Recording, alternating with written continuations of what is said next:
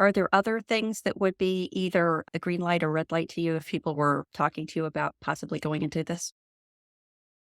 I think a willingness to just experiment and to say yes to projects that you think you can probably do, but maybe don't have the samples for, or you don't have the experience with something. But if you know, well, you know what, I can write a sales letter, I can figure it out, I can learn anything. So I think you have to have that willingness to really learn new things constantly and the interest in learning new things constantly and not let the fact that you don't know about a topic hold you back. I think the ability to research and learn is the hugest part of my job.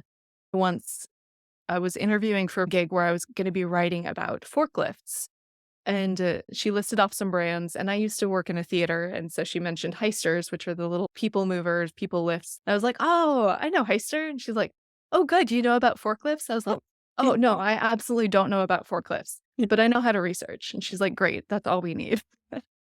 Well, that clarifies something I was going to ask you, which is how do you balance that willingness to step into an area that you're not an expert in without misrepresenting yourself to the employer? Yes. And I think you just answered that question about how to do that.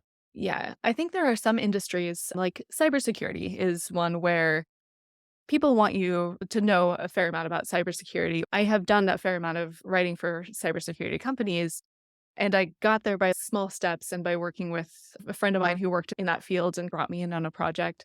And now I can speak enough of the language that people in that space do want to hear that you can speak the language. And if you're doing like technical writing, like if you're writing about network systems, you probably need to actually know what you're talking about. Yeah. But a lot of what I have done is like content marketing, blogging, where I am not speaking to an audience of experts necessarily. I'm speaking to an audience of people who are learning. So, me coming from a perspective of I'm asking questions of the company like, oh, what does that mean? And they're like, oh, right. You don't know. And our audience doesn't know.